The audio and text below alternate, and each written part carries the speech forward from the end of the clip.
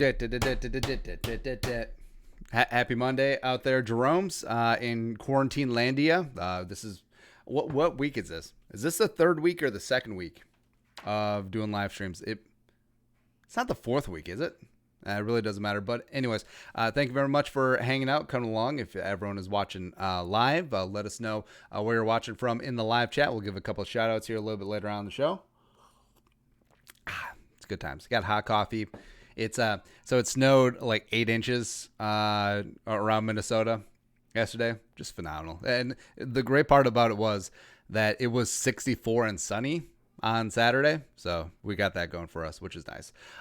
So happy belated Easter out there for you guys as well. We're going to talk about Tarvaris Jackson, which is obviously unfortunate, but yeah, if you're watching on demand, big shout out to you guys as well. And on top of the regular content, we do like this sort of less formatted, even though we're pretty open format type of content, and this is how we like to roll. And anyways, thank you guys so much for coming along as it comes up in the draft and then the off season. Hopefully there is a season.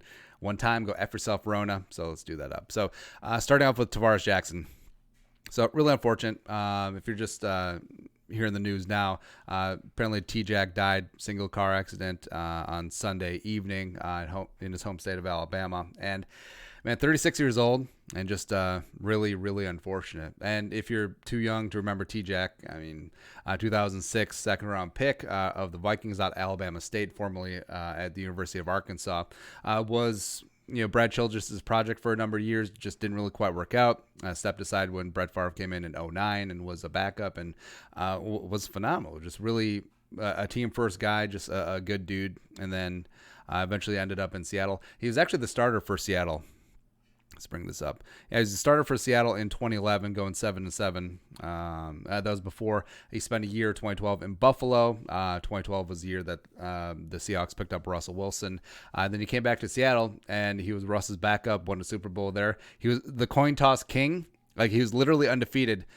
Hold on, let's look it up. That was Jackson coin toss. State eventually took over quarterbacks coach at Tennessee State in 2019, and he was working his way up. He was going to be, he's going to try and work his way into the NFL, and God bless him for all that stuff. And it just, 36 years old, just a car accident. It just does make you think that.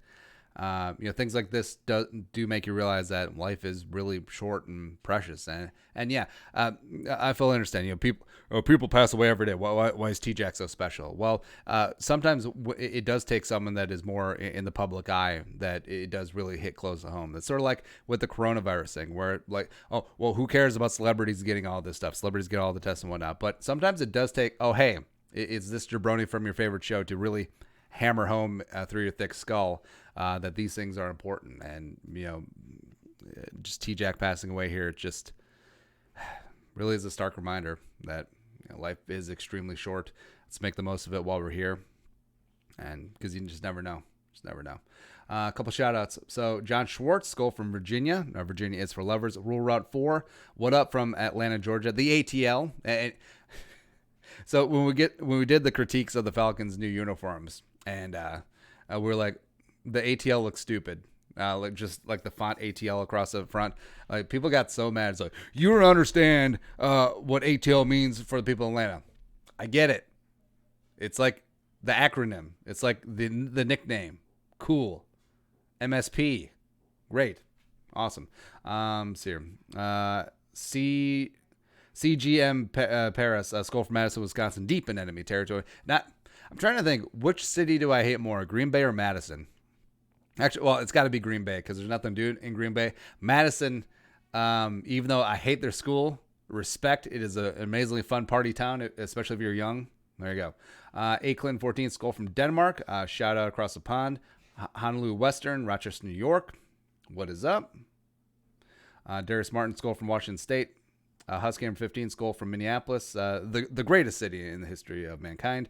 Maddox Maloney, Skull from Fargo. What up out there? Joe Stupka, Skull from Ohio. Hart, you got, Justin Jones, Barn, North Carolina. Hart. All right, so thank you guys for tuning in on the live stream. It's going to be a good time. We got some Q&A. We got all that other stuff. Yeah, it's just such a bummer about T-Jack. Really is. Thoughts, prayers, good vibes go out to the Jackson family at this time. Gamer 15. All right, so we did a video over the weekend about players that annoy me. They went to various division rivals. I forgot about Thad Moss, but yeah, Thaddeus Moss to the Packers would be annoying. Actually, we pulled it up on the website a couple days ago that they did a draft profile on Thaddeus Moss where, JD Mack. There have been rumblings of a trade for T.Y. Hilton. Do you think a third and a fourth could get it done? Let's take a look. All right, so Spot Rack, T.Y. Hilton. I mean, T.Y. Hilton coming out of Florida International was a bad mother. Sports Rec. For as much credit as early career Andrew Luck got, I mean, T.Y. Hilton was a major part of that. All right, so T.Y., let's see. He's in the contract year. There you go. So $14.5 million cap it. Likely looking for a second contract. I think they could really lower that 2020 cap it in exchange for a bit of guaranteed money. But I mean, that's pretty hefty wide receiver contract. Basically, you're swapping out Diggs for a slightly more expensive Diggs and a slightly older Diggs. Last couple of years, I feel like the last couple of years. He's missed games due to injuries. He only played 10 games in 2019. So I think probably is past his peak. 2 years ago, he did put up 76, 1270, and 6. So it's not like he's bereft of talent. But, trading a third and a fourth to get T.Y. Hilton, it probably would get it done. But, I could take it or leave it. Crab cakes and football. There you go. Oh, sorry, I didn't have that in frame. That's my bad. How is a guy like Logan Ryan still in the market with quite a few teams like Vikings, Daly, and Dollar Short in the quarterback room?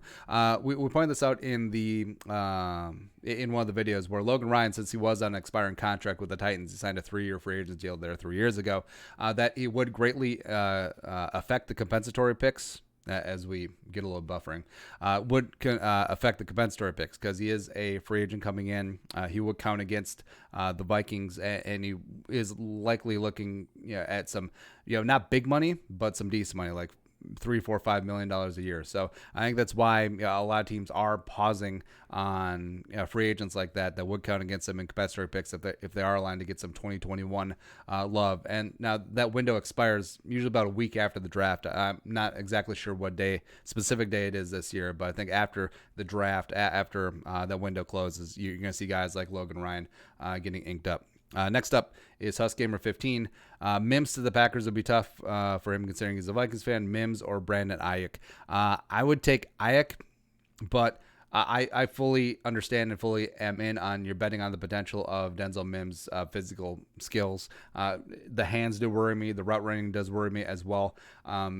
Is there something that where your eye-hand coordination and foot dexterity suddenly get better in the NFL? Long pole skull. Two gents I think would make great fits in Zimmer's defense. Jabal Sheard as well as Jason Verrett. Your thoughts? I love Jason Verrett. I would be absolutely fine with the Vikings taking a shot at him after the compensatory pick window closes. But also, I mean, you do have the health concerns. And Jabal Sheard has been out of the league for a while. What's he been up to? All right, so he did play last year. Sort of a go. All right, so last 3 years he's been in Indy. All right, so Sheard, is it Sheard or Mo Wilkerson? I'm trying to think of the guys with rumblings about them, but Sheard, I haven't kept up with Sheard enough to make a educated opinion about him coming in, but could take a look at that. Next up, so JD Mack. Until you're back here, baby. You guys remember BB Mac? The great band. What happened to Kelechi Assembly Hype? I feel like he was in all the rage when the Jets cut him loose, and now nobody cares. Health. I mean, is some of the health issues that he had towards the end of his Jets career, are those overblown? Is he all good to go? So obviously concerned there. Plus, also with the Rona, can't really get in for those medical rechecks. So I think that's greatly affecting guys like him in free agency. Blair Walsh project. Bring in Eli Apple. No. And Drake Kirkpatrick. Sure. To trio up with Mike one time for the one time. So Eli, no. Dre, sure. An extremely cheap deal. Skinny Ivory, Skull from North St. Paul. What up? What up? Kaiser Helm 14. Who's your favorite receiver in the draft? And you want to draft personnel? Personally, I like Jerry, but I know it's going to be good. Favorite receiver in the draft. All right, so for me, Jerry Judy's one. He's up there with CeeDee Lamb. That'd be 1A, 1B. Ruggs is up there too. I feel like he's not Darius Hayward-Bay. He certainly has a lot more skill. There's certainly does have a lot more. It actually might be a disservice that he ran that fast of a 40, where it's like, oh, he's John Ross. Oh, he's Darius Hayward-Bay. Nah. So I would put them in the top tier. For Vikings specifically, I know Justin Jefferson is all the rage about everything. I think he overlaps a little bit too much with Adam Thielen. I think he's going to have to work from the slot exclusively in the league. But I would put Mims is up there. I prefer Jalen Reagor to Denzel Mims, specifically over the Vikings want to do. I would go Reagor, Mims. Higgins I like with that big catch radius. Doesn't really do a lot after the catch, though. Ayuk put up there as well. Man, there's a lot of talent. There really is a glut. You can throw Pittman Jr. in there as well. I would be mad at you. Johnny Yang Fitness. Have you ever played the video game Backyard Football? If so, who's your favorite player to play with? Mine was Air McNair and Pablo Sanchez. Well, you really can't go wrong with OG Pablo. That was a fun game back in the day. Jeffrey Higginbotham. With everyone mock drafting, it's hard for me to tell who's accurate on the grading of the player. Who do you like? On the grading of the player. I really understand the question. I like a lot of people. In terms of like accuracy wise, I mean, it's always hard to predict what teams are going to do. That's why when people do mock drafts, it's generally what they're predicting the team to do. Big boards is how the individual person sees how the various prospects stack up. Arif does a consensus big board, which is really good. I forget, there's a site that goes back and grades like 10 years after the fact of big boards versus results versus et cetera, stuff like that. WVang 0013, $5 super chat. Andy and Luke are perfect. Arif and Luke are perfectly fine taking Diggs in the second round if he's there. Are you strictly anti Trevon Diggs? Well, I mean, if he's in the second round, sure. I mean, Trevon is at 58. It's like, whatever. We'll mend bridges, or he'll have to mend bridges on his side. But I mean, if he's fully in there in the second round, it's fine. It's like, we're not going to take a chance on the medical or character red flag guy in the first round, but if he's there in the third, Dropscra 3000. Welcome. Also, but I don't see Diggs being available at 58. Joshua 3000 just signed up, become a monthly Jerome. Find out how you can become a monthly Jerome. Hit that join box down below. I heart you guys. Thank you for doing that. Next up is, let's see here. Trash Can Crew. Chase Claypool moves like a wide receiver. Doesn't look like a tight end at all. Him and Tyler Johnson, best values of wide receiver I've seen so far. Claypool certainly has all the measurables, but is he that Megatron type receiver? I do think Tyler Johnson is going to be a massive day 3 value wherever he goes. Like, honestly, if Tyler Johnson ends up having the most receiving yards of any of these rookies just because of where he lands, it would not shock me at all. Harvey Melber. Why hasn't there been any talk about Washington trading up from up to 1 from 2 to take Burrow? NFC East is so weak. Burrow, McLaurin sounds like nice stability.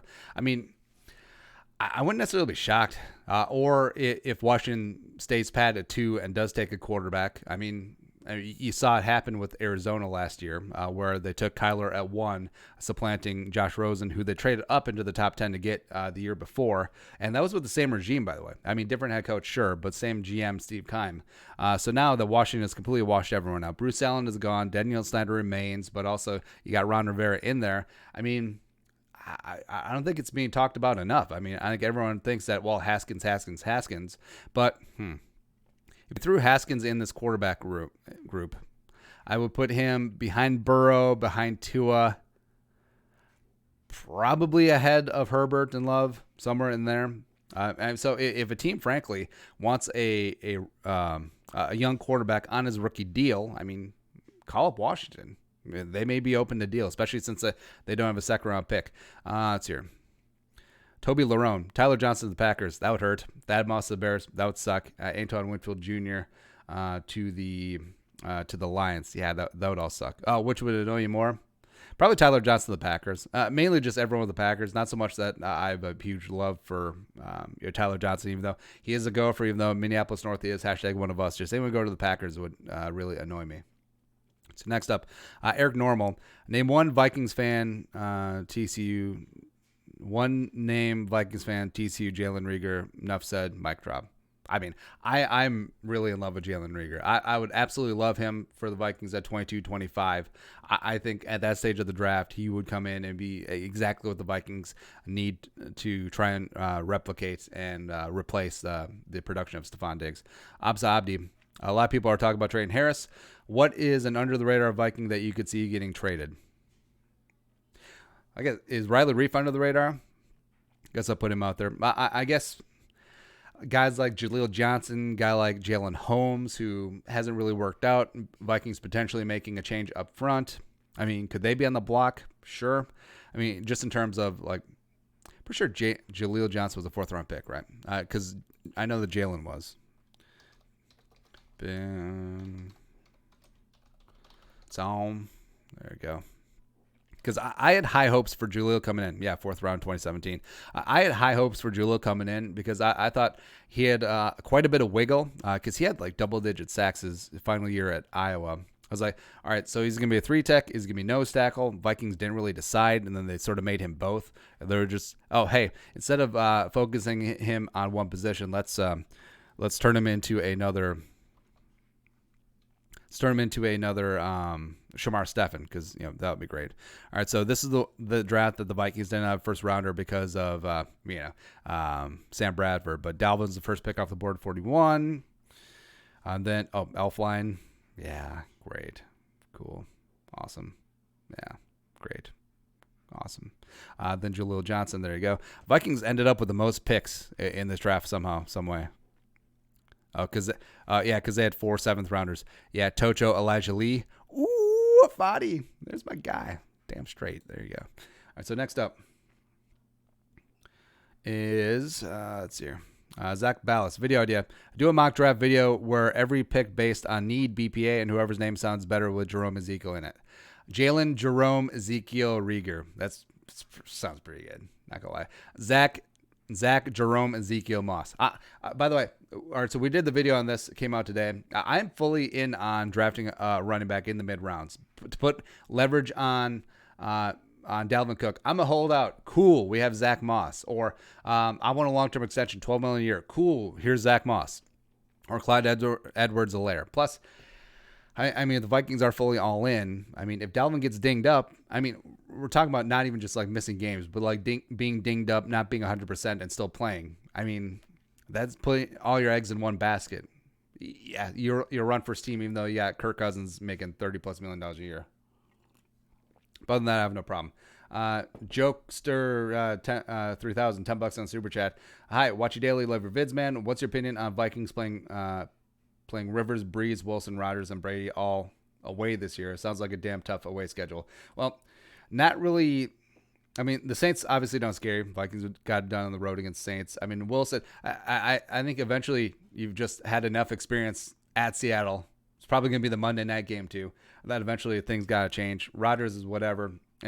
Rivers, I mean, with Indy, that's going to be interesting, as well as Brady with the Bucks. I'm not so scared of Rivers. I'm less scared of Brady and the Bucks, but also, I mean, the Bucks are legit for, the talent that they have around them. Plus, if they add like KJ Hill to work underneath and be the Cooper Kupp to, with Godwin and Evans on the outside, that's sick. That's just disgusting. Plus, they might get Gronk back, which is just amazing. So here, Nick Thornburg. Realistically, what do you think the Vikings will do at 22-25, including trade up / down? I think that they'll pick at 22. I think they'll take Josh Jones. I think they'll trade 25 down. Donovan Lee, Would you actually, no, take that back. They'll trade 22 down because the Colts will come up and get Jordan Love. They'll take Josh Jones at 25. It magically just gets there. It's awesome. Donovan Lee, would you rather the Vikings trade up, stay where they are, or trade down? Trade down. The sexiness of this draft is going to be second round, top of day 2. The Vikings can do whatever they can to get as many round 2 picks as possible. Yeah. Ryan O'Sullivan, how would you feel if the Vikings drafted T. Higgins? I would be okay with it. I'm not like overly fist pump, snap call. Here we go. I think he does add a lot of value as a possession receiver. He's got good hands, got a big wingspan. I think he could do some work out at the X receiver, which the Vikings do need some help on the outside. He doesn't have like the game breaking sizzle as like Brandon Ayuk or Jalen Reagor, etc. But overall, I think he is like a solid option. Like he doesn't even have the sexiness stank of like a Denzel Mims either. Gabriel Jurger. If all the big 5 tackles are gone by 22, so that's Thomas, Becton, Wills, Wirfs, Josh Jones are gone by 22. Would you be fine picking a cornerback at 22 and Cleveland at 25? Yeah, I would absolutely. So if Jeff Gladney or even like a Jalen Johnson or Christian Fulton, who I have as my cornerback 3, maybe it gets weird. Maybe C.J. Henderson is there at 22. Perfectly fine with that. And I know in general people are like poo-pooing Ezra Cleveland. I'm talking specifically for what the Vikings want to do in the zone scheme. He's perfect. He really is the Brian O'Neill of this draft. And yeah, I would be fine getting him at 25 because you're not going to get him at 58. So that's always the age-old things. Like, do you overdraft a guy that you're not going to get at your next pick anyway? I mean, yeah. At a certain point, get your guys, because if you're honed in on a dude who's going to be a perfect scheme fit for you, potentially the left tackle of the future, and you're not going to get him at 58, just get him at 25. Honestly, who cares? There you go. 6 man, but it doesn't match up with my big board. Go after yourself. The 6 man, $2 in super chat. Jeff Gladney at 22 or 25, please and thank you. I love Gladney. Like, I would love to see some of the TCU practices of Gladney versus Reagor, like 2 alpha males just going at it every single rep. I mean, that would be a lot of fun. Gladney, skill-wise, I mean, I just really loved his feistiness. Would not mind him at all. Next up, Tyler Brush. Would you be comfortable if the only wide receivers we picked up was Tyler Johnson and James Prochet? To a degree, yeah, because I think Tyler Johnson is going to come in wherever he goes and contribute right away. James Prochet, I think, is going to be really good on special teams. I think he's going to work his way up. Eventually could be a contributor somewhere else. But just in terms of the day 3 overlooked guys, just because they don't check all the measurables boxes, I think TJ and Prochet will certainly be in there. And I mean, frankly, it could be a strategy that the Vikings do use because this wide receiver class is so deep, because I think you'll be able to find week 1 contributors in day 3 that, hey, if they go cornerback early on, that's great. If they go offensive line early on, that's awesome, especially if they're able to get one of the big 5. Well, big 6. I'll throw Ezra Cleveland in there as well.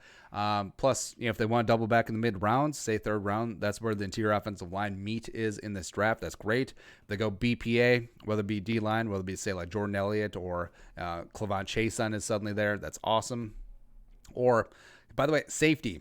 Video coming out tomorrow morning about safety. Safety is a low-key massive need for the Vikings, especially if they trade or rescind the tag of Anthony Harris. So don't be shocked if the Vikings go safety early. So if they check all those boxes and suddenly they have to wait until the rounds 4 or 5 to address wide receiver, it's still fine. Like, if you tell me rounds 4 or 5 you get Tyler Johnson, James Prochet, sign me up. Christopher Cole. Why does everyone want the Vikings to sign Eli Apple and Clay Matthews? Please tell me how bad those 2 are. Well, Eli Apple is terrible. Clay Matthews, even though I despise him and everything that he stands for, actually showed that he had a little bit some left in the tank last year. Now, is he a pass rush specialist? Is he a one-trick pony? Yes, absolutely. But also, he would come in and be the only guy with experience as a 3-4 outside linebacker, standing up in the scheme. Plus, I mean, Dom Capers,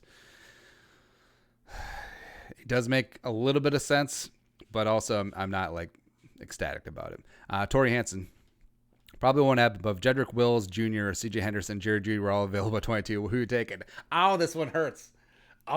So much. So Judy's my wide receiver 1. Jedrick Wills is a freaking stud, and also, yeah.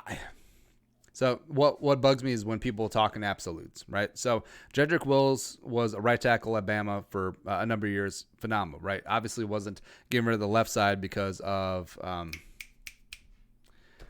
Jabroni's name. I loved him last year.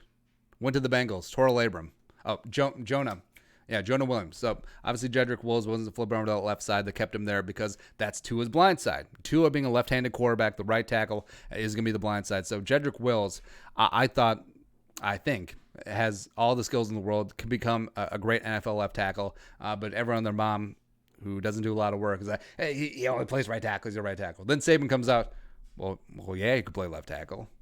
I'm Nick Saban. So, yeah, I love Jedrick Wills. So for the Vikings specifically, I would rank the tackles. Andrew Thomas. Everyone's overthinking Andrew Thomas. He is the number one NFL-ready left tackle. Set and forget it. I put Thomas. I would go Wills. I would go Wirfs just because even though I think he is going to be just an NFL right tackle, he's going to be phenomenal. You can put him at guard for a year. It's great. So you put Wirfs at right tackle, put Brian O'Neill at left tackle, and then you're good to go. I would put Becton at 4, mainly because I'm not as high on Becton. Like, I fully understand the athletic gifts and the upside. He is Bryant McKinney 2.0, but, I mean, I feel like the other guys are a little bit safer bets. Then I put Josh Jones 5. I actually might put Josh Jones ahead of Becton, who I think is cornerback 2 in this class behind Kuda or Jerry Jeudy. That's tough. That is really, really tough. I think I'll go Jeudy. Even though this is a great wide receiver class, I think the drop-off between him and some of the second and third-tier guys is great enough that you go with Jeudy. Man, that is tough. That is rough. Mario Carmona. Great question, though. Mario Carmona, who'd you rather have kick the game-winning field goal from 30 yards away, Daniel Carlson or after prime Blair Walsh? So Daniel Carlson right now or Blair Walsh 2014? Probably Daniel Carlson right now. Like the whole, I'm Mike Prefra. I'm the greatest special teams coach in the history of mankind. So the kicking coach that Daniel Carlson's worked with since even before Auburn, we're not even going to consult him. And then that kicking coach is going to fix it by having him take a half step in a direction so he doesn't have that hitch. He's perfectly fine now. Woo! That's coaching. I'll take Daniel Carlson. Sear. Thomas Danielson. Can you do a trade down scenario where we get multiple second or third round talent? I really hope Rick can make this happen if the board gets annihilated. Even though my guy Jalen Rieger might not be available, I think it's the way to go, Skull. Yeah, I mean, the clear scenario is at 22. If the Colts are in and for a quarterback, they do have 34 and 44. So the Vikings could get that done. Maybe they have to include a 5th or a 6th. That's fine. The Bears do have 2 second rounders as well from the Khalil Mack trade. They also don't have a 3rd rounder. So say if the Bears want to move up, package those 2 second rounders for a 1st and say a 4th, I wouldn't be mad at that either. There's also a couple other scenarios, like the Texans have 2 second rounders. There's a couple other teams that have multiple seconds as well. A. Clinton 14. State sales have never resonated with me. Live your long and hopeful joyous life. Only have your third half grandson yeet everything you can cover for a few bucks and tax deduction. Yeah. Concur. Mac, if Quinnen Williams was in this draft, where do you think he would go? At Oliver? So Quinnen, I would put Quinnen ahead of Derek Brown. I think he'd be the first defensive tier taken. I mean, Quinnen is just a freaking man-child. Like, he was, like, legit amazing. Ed Oliver. So, what happened last year is that I think a lot of teams overthought Ed Oliver as well, just because he doesn't check all the boxes size-wise. But just in terms of being just an amazing Tasmanian devil, he went 9 to the Bills, I believe. Oh, look. Yeah, I mean, I freaking love Ed Oliver. Quinnen Williams is a man-child. I think the Jets made a great pick there with him. Yeah, so Quinnen Williams went 3 to the Jets. Ed Oliver went 9 to the Bills. So for me, Quinnen and Ed would be above Derek Brown and Kinlaw. Yeah, I think that's pretty clear. I think it would go Quinnen, Oliver, Brown, and then Kinlaw, even though stylistically, I mean, Quinnen's a lot more like Brown. Oliver's a lot more like Kinlaw, if that makes sense. But, yeah, I think that's where they go. Thoughts on the Vikings took Neville Gallimore 25. How good of a player is he? I like him. I think he's extremely raw. I think he is just getting by at this point on physical God-given gifts. Canadian, right? Yeah. 25. I feel like 25 is a little bit early in terms of defensive interior. If guys like Jordan Elliott 25, I wouldn't be upset with. Matabuke, that's a little bit early. But in terms of like second tier defensive lineman, the Marlin from Auburn, yeah. Name escapes me, but the other defense tackle from Auburn, second round, would be fine with. Same with Matabuke, same thing with Gallimore. Just in terms, Gallimore specifically just has raw physical tools that if he's with Andre Patterson for a hot second, honestly, I think he could turn him into something really special. I think 25, a little bit early in terms of a long-term project, but yeah, it's not the defensive tier of this class. I mean, beyond Brown, beyond Kinlaw, I mean, it's not as sexy as previous years, but there's some really solid round 2, round 3, round 4 guys that are going to go. Daniel Sharp. Oh, James Lynch? Shit. Daniel Sharp. I would really love to double down in the first and get left tackle and left guard. I've been hearing that more and more lately. Well, question is, who'd you draft for left guard in the first round? I mean, Cesar Ruiz, maybe. But, I mean, I'm all for doubling down offensive line. Say the Vikings get Josh Jones or Ezra Cleveland at 22. But, I mean, I don't necessarily see value. I see a lot more value at other positions at 25, even 58. Well, I mean, 58, 89, I think you're going to be able to get an interior offensive line player that will come in and compete and potentially even start early on. So Cesar Ruiz, like we mentioned, Cushenberry, Robert Hunt as well, Nathani Moody, Jonah Jackson, I think is getting slept on as specifically as a scheme fit for the Vikings. That makes a lot of sense there. Damian Lewis, not a perfect scheme fit, but a really overall solid player. So I think definitely double down offensive line. I don't think you need to go back-to-back in the first round. Abs Abdi, you recently did a video about Tyler Johnson getting disrespected. Are there any players out there that are getting the cold shoulder? Amik Robertson is getting slept on just from Louisiana Tech for getting slept on for size as well as a level of competition. I think he's going to come in probably as like a third-round pick and pleasantly surprise whatever team he lands on. That's the other getting disrespected. You could say Zach Moss is getting slept on a little bit. I mean, Pac-12 Offensive Player of the Year. DeAndre Swift is getting a lot of hype, but I wouldn't be shocked if Moss is the most productive young back out of this class. See J.J. Taylor from Arizona, where, yeah, he's 5'5". Who really cares? Dude is a legit stud. I think he could be more than just a scat back. He does have some Austin Eckler, Danny Woodhead at his best, Darren Sproles type vibes. Let's see who else here. James Lynch is getting disrespected just because you don't really know where you're going to put him. I think Kamal Martin, the linebacker from the Gophers, is a really solid player. I think he's going to get pushed down a lot farther than usual. Roquan Williams from Michigan State, I think, is a guy who's getting slept on as well.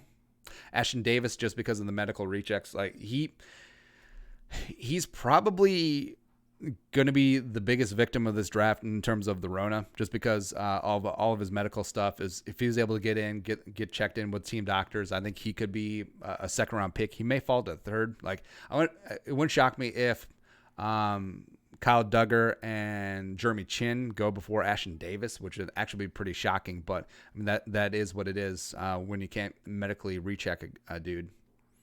So you also again disrespected. James Roche disrespected. I would say Aaron Fuller from Washington's getting disrespected to a degree.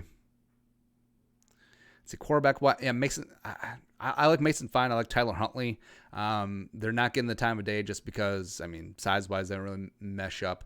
But I really do like them as long-term potential quarterback projects. There you go. Zach Hazlius. Who is the best cornerback tandem in Vikings history? Also, what's your favorite fruit? Well, I can only really talk about from recent years. Corey Fuller and who was with Corey Fuller? Was it Jimmy Hitchcock? I think they were pretty legit. Antoine Winfield and also Cedric Griffin when he was healthy. It's a pretty damn good tandem. I guess peak Xavier Rhodes, and I guess you could say that Trey Waynes sort of peaked in 2017. It's a pretty good duo. or like ascending Xavier Rhodes and Terrence Newman when he is on his game. I wouldn't be mad at that at all. Favorite fruit? I just like the old school apple. Apple's really good. Honeycrisp. Oh, made right here in Minnesota. University of Minnesota going Gophers. Ski your face. Also, apparently Gopher fans get really mad when I don't pronounce Skyuma correctly. Ski your face. Ski your mother's face. There you go. So Honeycrisp apple.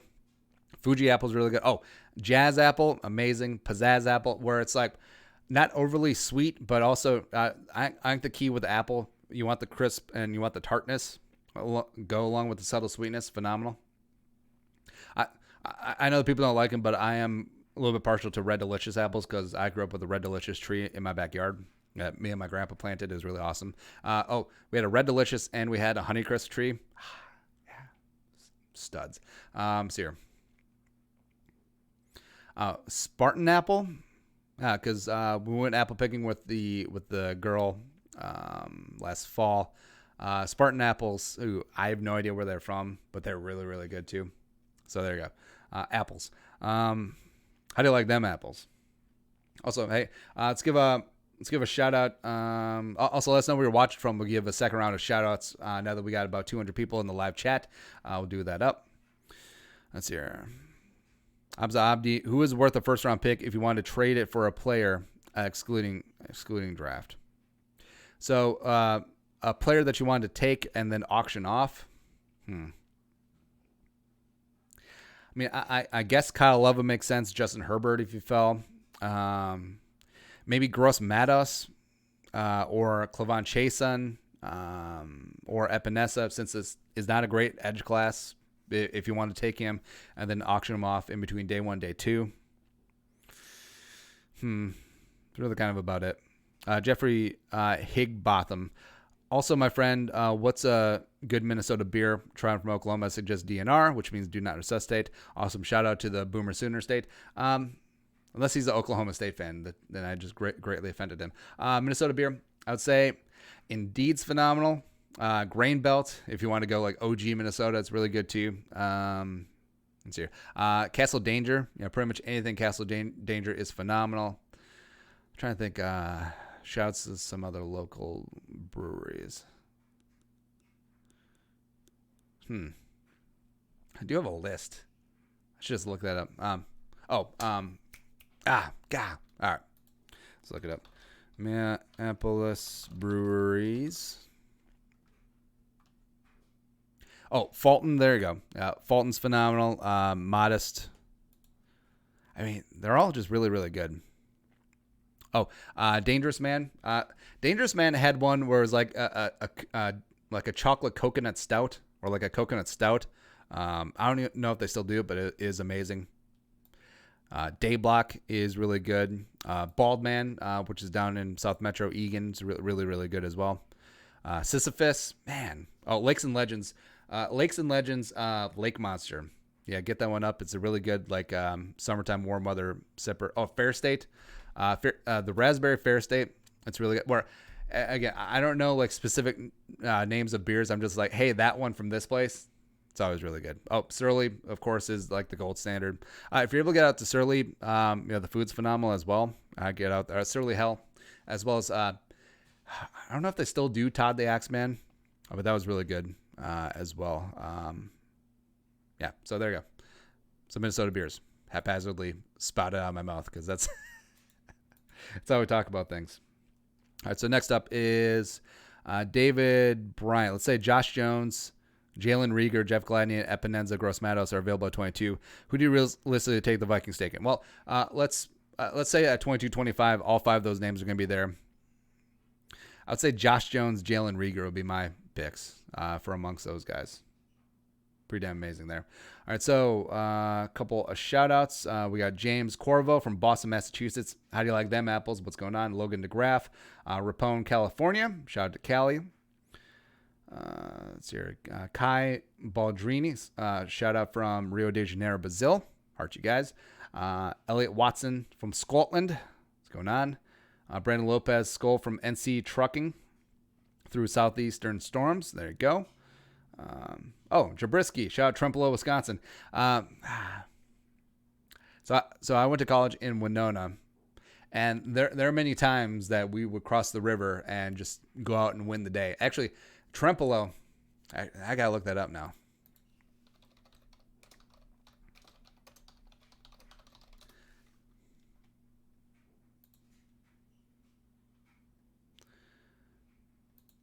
All right, so Trempealeau is across the river from Winona, and there was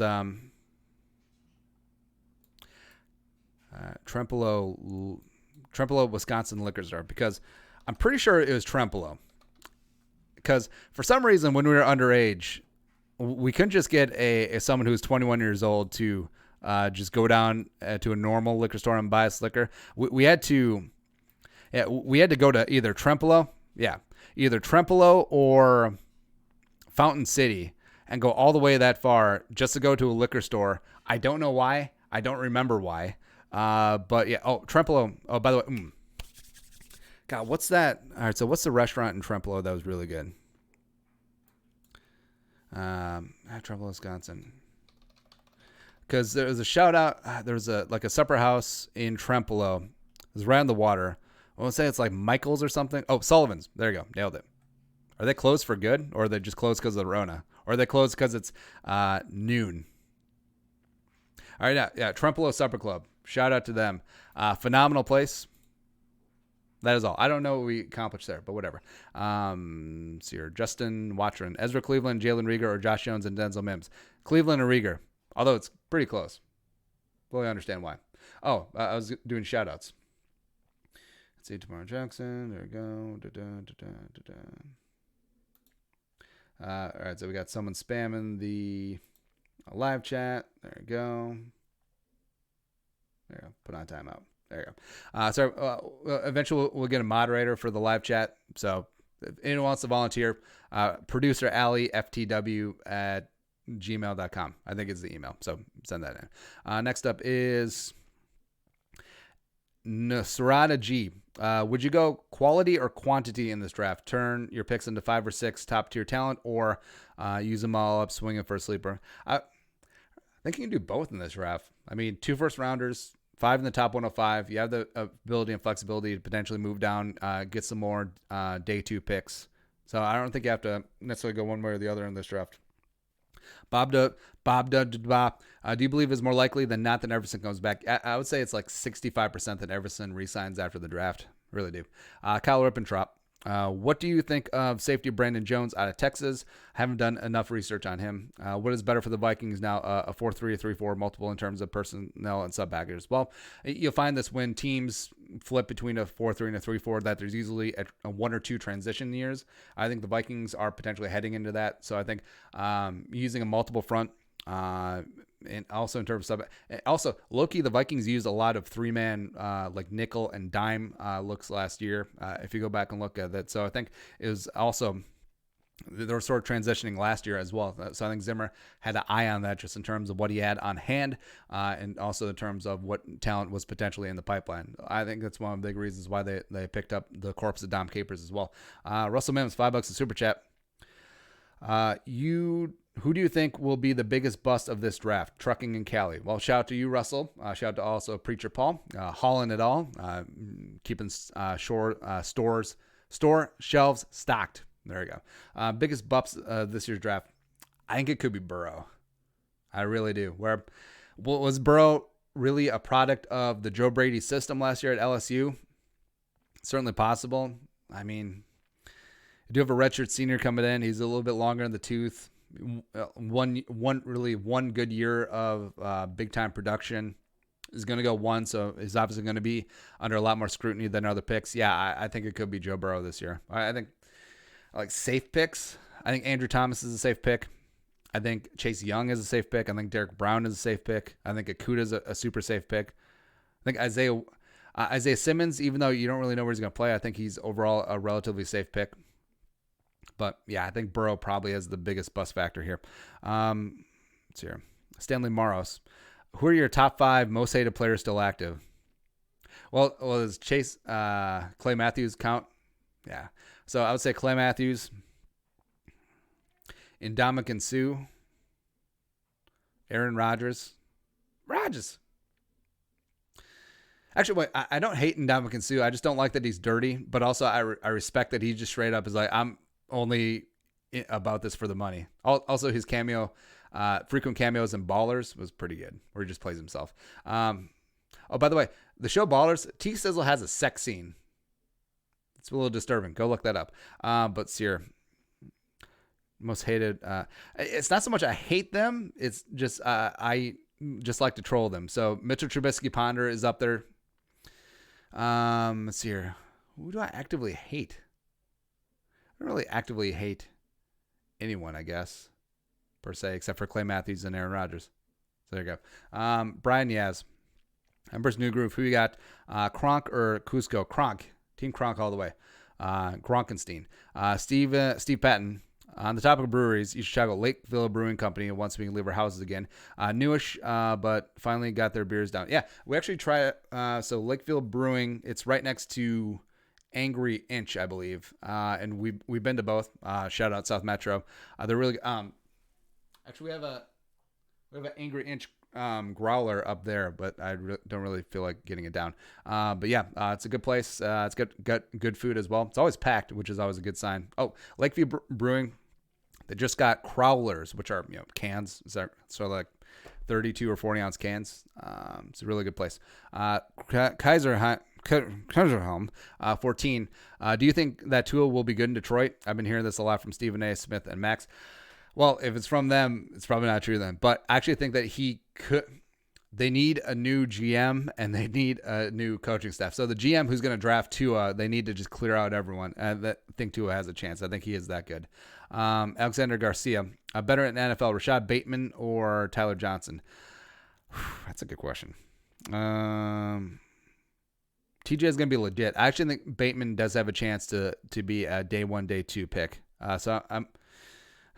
I think Tyler Johnson has the higher floor, but Bateman has the higher ceiling, if that makes sense.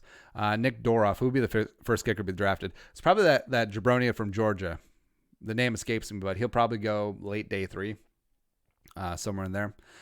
Next up is Evan Bajelica. Which of your top 4 offensive tackles would fit our scheme the best? Which one would be happiest about falling training to get? Well, I think Thomas is pretty agnostic from scheme. I think he's going to fit in wherever you go. And then I'd probably go Wirfs. Then I'd go Wills. Then I think Becton wouldn't be a slouch in the zone scheme. Then like Jones and Cleveland in there as well. I think specifically for the Vikings, in terms of value of where they're going to be drafted, I may put Jones and Cleveland above Becton and Wills.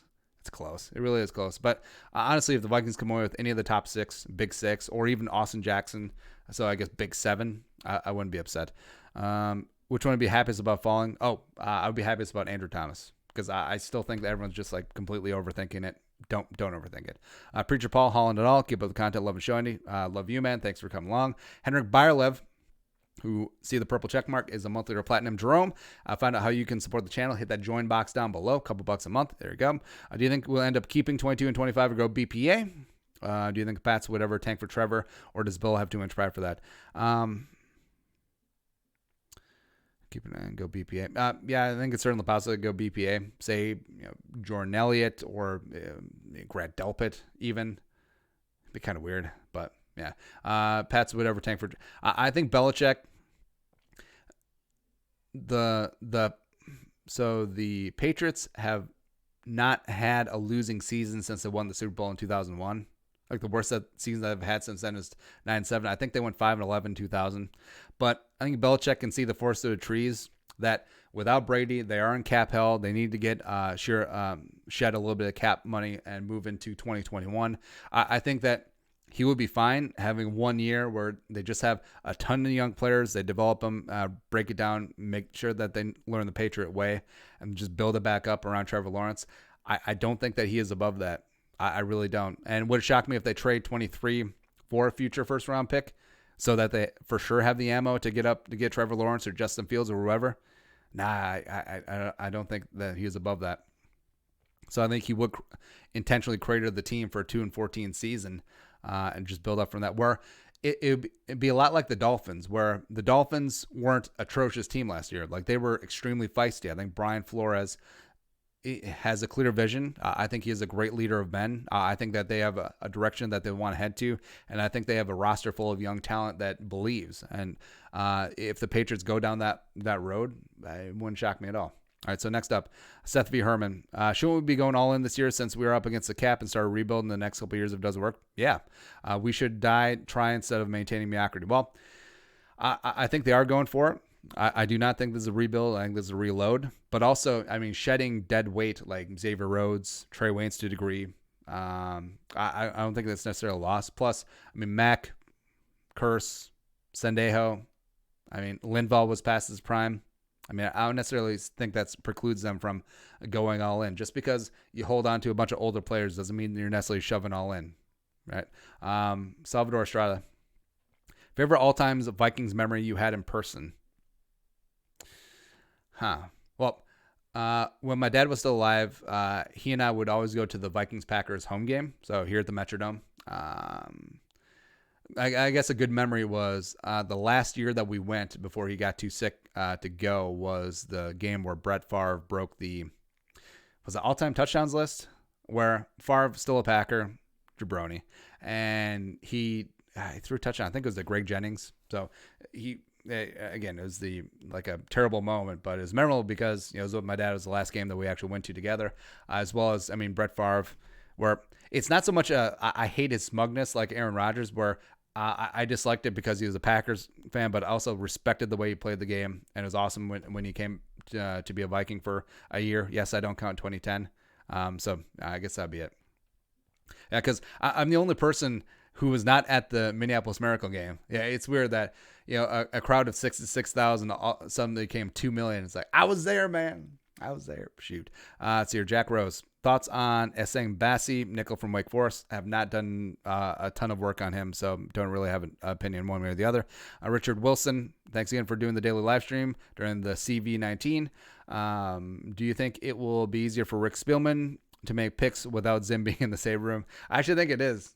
It will be, where Zimmer's not like, that defensive guy looks pretty good. Spielman could just mute him on the Zoom chat. That'd be hilarious. Kellen Smith. Would it be worse if the Vikings? Would it be worse if the Vikings went 4-12? Also, which year was more fun to watch, 2009 or 2017? 2009 was a lot of fun. 2017, mainly because it just came out of nowhere.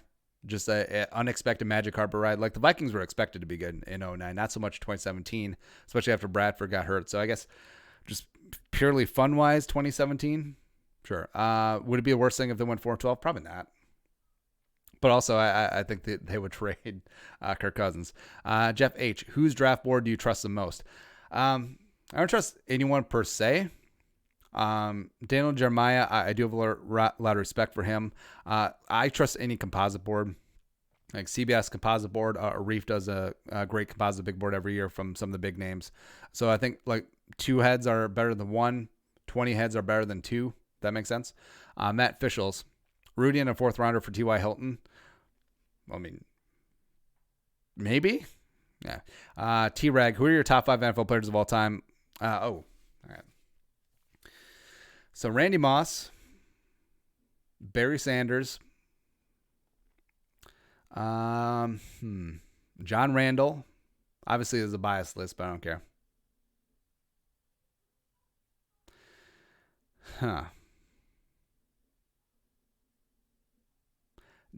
Deion Sanders.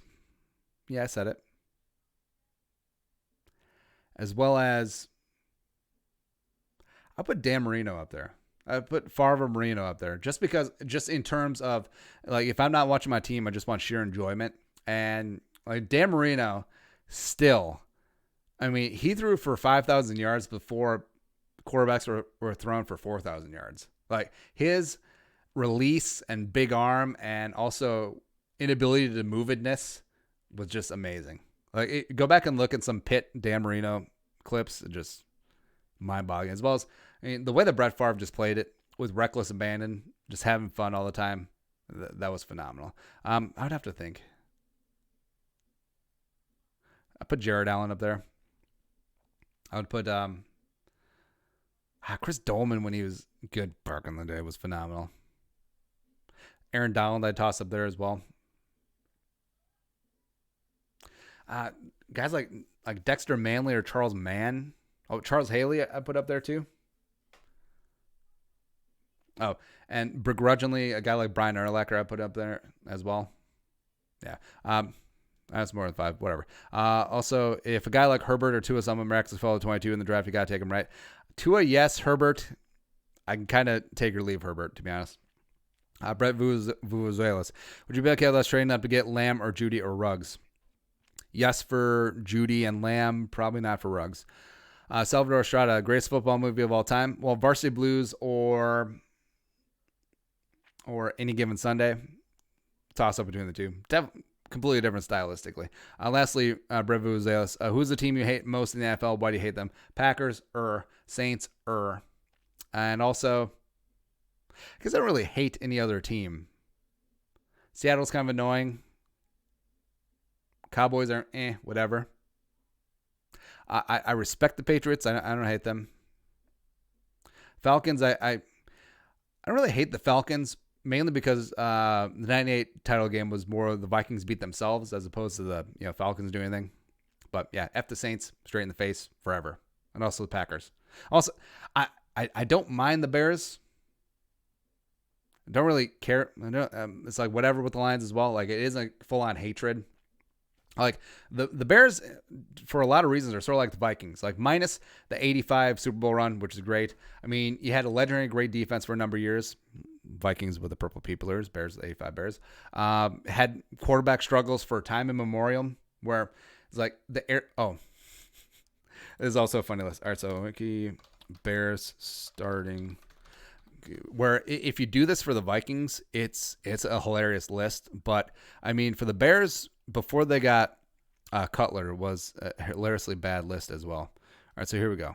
All right, so go from 85. So Jim McMahon, by the way, Jim McMahon didn't even start all the games because he was a bit injury prone. Mike Tomczak came in, Doug Flutie for a hot second, blah, blah, blah. Harbaugh came in, captain comeback. It was like Harbaugh and Mike Tomczak. There you go, nailed it.